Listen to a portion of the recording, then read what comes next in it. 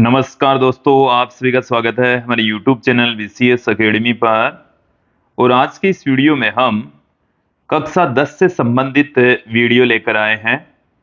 हम साइंस का पहला चैप्टर देख रहे थे। पहला चैप्टर है रासायनिक अभिक्रियाएं एवं समीकरण। इस चैप्टर का हम तीसरा वीडियो लेकर आए हैं। इससे पहले हमने 2 वीडियो देख लिए थे। उसमें हमने पहले वीडियो में देखा था कि रासायनिक अभिक्रिया क्या होती है। जो केमिकल रिएक्शन है उसके बारे में हमने पढ़ा था कि रासायनिक अभिक्रिया क्या होती है, किसे कहते हैं और किसी रासायनिक अभिक्रिया को किस तरीके से प्रदर्शित करते हैं। दूसरे वीडियो में हमने ये देखा था कि जो रासायनिक अभिक्रिया होती है उस रासायनिक अभिक्रिया को किस तरीके से संतुलित किया जाता है। लास्ट वीडियो में हमने ये देखा था रासायनिक अभिक्रिया को संतुलित करना। और इस चैप्टर का हम थर्ड वीडियो लेकर आए हैं जिसमें हम रासायनिक अभिक्रियाओं के प्रकार देखने वाले हैं। और पहला प्रकार यहां पर हम देखेंगे कि रासायनिक अभिक्रियाओं के अंदर पहला जो प्रकार है वो हम लेकर चलेंगे संयोजन अभिक्रिया। हम इसके बाद में रासायनिक अभिक्रियाओं के जो प्रकार है उसमें वियोजन अभिक्रिया, विस्थापन, द्विविस्थापन, अपचयन, उपचयन, ऊष्माक्षेपी, ऊष्माशोषी आदि प्रकार की जो अभिक्रियाएं हैं उनकी यहां पर हम चर्चा करेंगे। विद्यार्थियों, यदि आप हमारे YouTube चैनल पर नए हैं तो चैनल को सब्सक्राइब कर लीजिए, साथ में बेल आइकन भी दबा दीजिए ताकि आपको आगे की वीडियोस की नोटिफिकेशन मिलती रहे। अब मैं इस वीडियो को स्टार्ट करता हूं। बात करेंगे, देखिए सबसे पहले हम देख लेते हैं कि रासायनिक अभिक्रियाओं के प्रकार। तो कक्षा 10 के हमारे सिलेबस में जो रासायनिक अभिक्रियाएं हैं वो हमें 4 भागों में विभाजित कर रखी है। पहला जो प्रकार है वो है संयोजन अभिक्रिया। संयोजन अभिक्रिया, और वो आज की इस वीडियो में हम देखने भी वाले हैं। दूसरा जो प्रकार है वो है वियोजन अभिक्रिया, वो हम नेक्स्ट वीडियो में देखेंगे।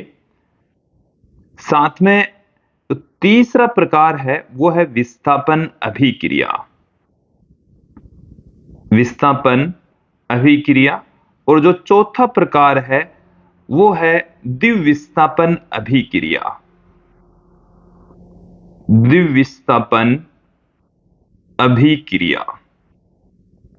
ओके, तो विद्यार्थियों इसमें हम आज की इस वीडियो में पहला प्रकार देखने वाले हैं। पहला जो प्रकार है वो हमारे पास में है रासायनिक अभिक्रिया। तो यहां पर हम बात कर लेते हैं कि संयोजन अभिक्रिया। और संयोजन अभिक्रिया किसे कहते हैं, चलिए देख लेते हैं। तो विद्यार्थियों, संयोजन अभिक्रिया के अंदर 2 या 2 से अधिक अभिकारक मिलकर एक उत्पाद बनाता है तो उसको हम संयोजन अभिक्रिया कहते हैं। तो देखिए डेफिनेशन आपके सामने है कि वे अभिक्रियाएं जिनमें 2 या 2 से अधिक अभिकारक मिलकर एकल उत्पाद बनाएं तो उसे हम संयोजन अभिक्रिया कहेंगे। उसे संयोजन अभिक्रिया कहा जाएगा। जैसे हमारे पास में यहां पर एग्जाम्पल के लिए ये हमारे पास में एक अभिकारक है A, दूसरा अभिकारक है B, और जब ये दोनों आपस में मिलते हैं तो एक तीसरा अभिकारक यहां पर बना रहे हैं C। तीसरा अभिकारक, नया अभिकारक यहां पर निर्मित हो रहा है, उत्पाद बन रहा है C। तो यहां पर A और B दोनों हैं अभिकारक। A और B दोनों क्या हैं, अभिकारक हैं। और ये जो C बन रहा है ये उत्पाद है। तो यहां पर ध्यान देंगे अभिकारकों की संख्या 2 या 2 से ज्यादा, या तो 2 होगी या होगी 2 से ज्यादा। उत्पाद एक ही होगा। उत्पाद क्या होगा, एक ही होगा। तो ये आपको ध्यान में रखना है। संयोजन अभिक्रिया के अंदर 2 या 2 से अधिक अभिकारक मिलेंगे और एक उत्पाद का निर्माण करेंगे, एकल उत्पाद का निर्माण करते हैं। अब हम इनके कुछ एग्जाम्पल लेंगे जिससे हम इनको बेटर तरीके से समझ सकें। तो हमारा आज का जो पहला एग्जाम्पल है वो मैं ले लेता हूं कि हमारे पास में है मैग्नीशियम Mg, और मैग्नीशियम को जब हम ऑक्सीजन गैस के साथ में क्रिया करवाते हैं तो ये मैग्नीशियम ऑक्साइड का निर्माण कर लेती है, MgO। तो यहाँ पर ये अभिक्रिया फिलहाल संतुलन की स्थिति में नहीं है, तो O की संख्या बराबर करने हेतु इधर 2 से मल्टीप्लाई कर देते हैं, Mg की संख्या को बराबर करने हेतु इसको 2 से मल्टीप्लाई कर देते हैं। ये हमारे पास में पहला एग्जाम्पल। तो यहाँ पर जो MgO है इसको हम मैग्नीशियम ऑक्साइड कहते हैं,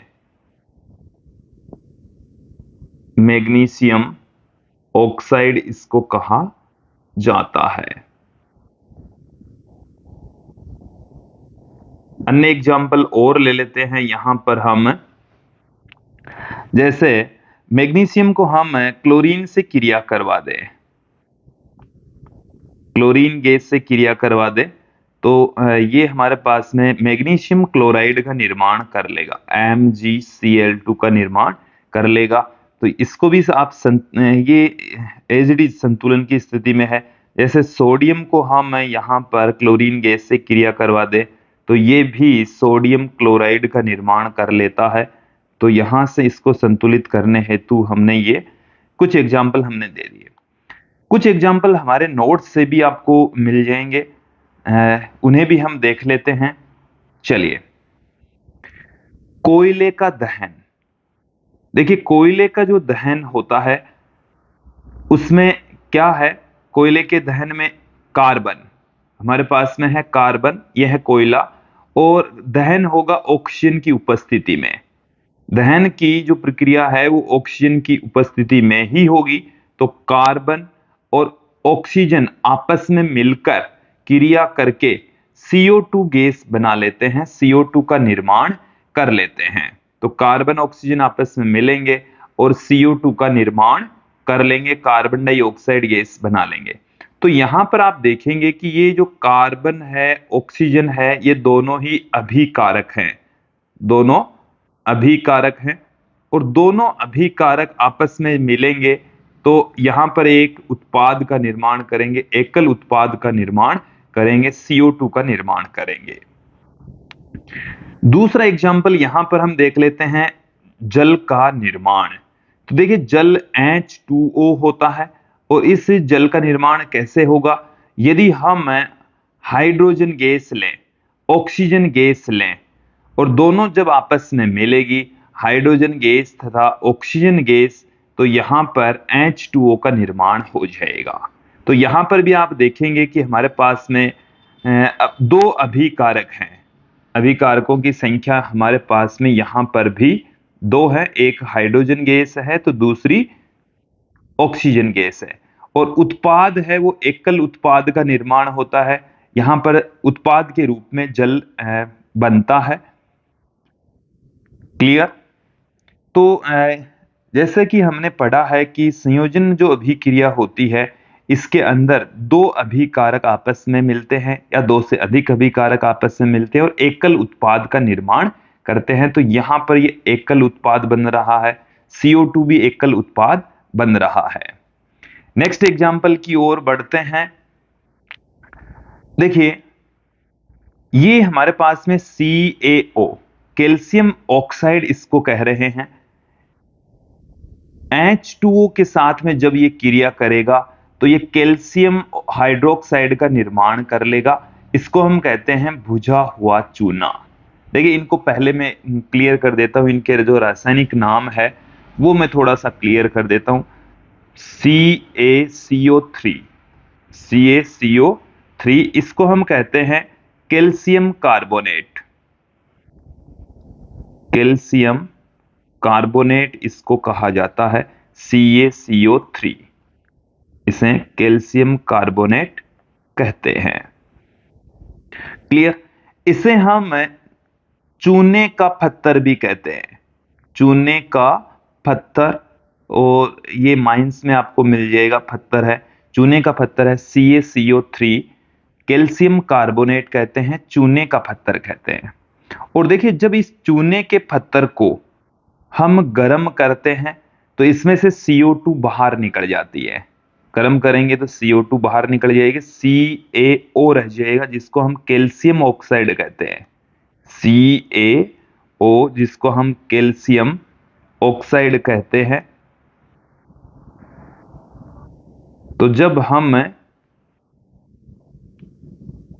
कैल्शियम कार्बोनेट जिसे हम चूने का पत्थर कहते हैं उसे गर्म करेंगे तो CaCO3 को गर्म करेंगे, ताप देंगे तो CaO बन जाएगा, साथ में CO2 जो गैस है वो बाहर निकल जाएगा। हालांकि ये एग्जाम्पल संयोजन का नहीं है, वियोजन अभिक्रिया का उदाहरण है, बट ये CO3 से CaO कैसे बनता वो मैंने यहाँ पर समझाया है।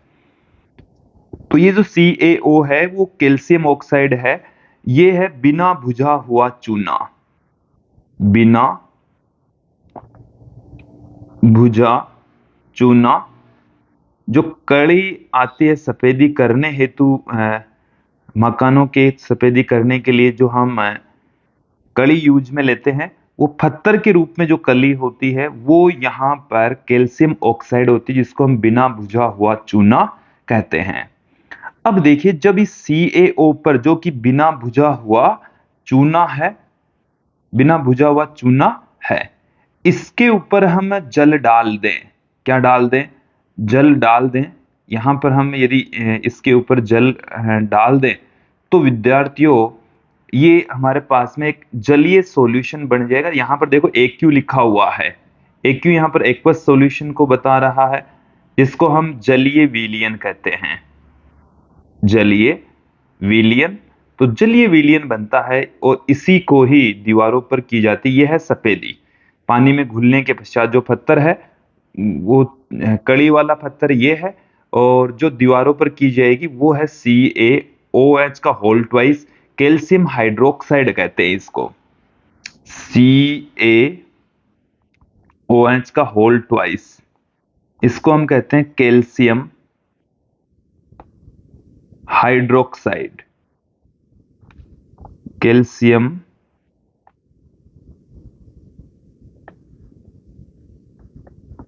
हाइड्रोक्साइड, और इसे हम बुझा हुआ चूना भी कह देते हैं,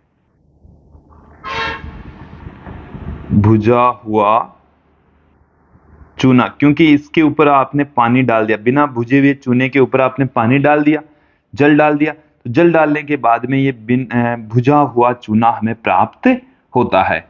तो विद्यार्थियों ये कुछ एग्जाम्पल रहे हैं जो कि संयोजन अभिक्रिया को बताते हैं, और मुझे उम्मीद है कि आप लोगों को ये जो एग्जाम्पल्स हैं वो आपको अच्छे से समझ में आए होंगे। आज की इस वीडियो में इतना ही, धन्यवाद दोस्तों। नेक्स्ट वीडियो में हम वियोजन अभिक्रिया से संबंधित टॉपिक लेकर आएंगे, उसमें हम देखेंगे वियोजन अभिक्रिया क्या होती है, उसके एग्जाम्पल्स देखेंगे, उसे अच्छे से समझेंगे। तो आप हमारे साथ में यूं ही बने रहिए। आज के लिए इतना ही। विद्यार्थियों यदि आपको हैंड रिटन नोट्स या इससे संबंधित जो अगले वीडियोज है वो यदि आपको प्राप्त करने हैं तो आप हमारे व्हाट्सएप नंबर पर व्हाट्सएप कर सकते हैं। साथ में हमारी एप्लीकेशन है जो कि आप गूगल प्ले स्टोर से डाउनलोड कर सकते हैं, BCS अकेडमी नाम से। तो आज की इस वीडियो में इतना ही, धन्यवाद दोस्तों।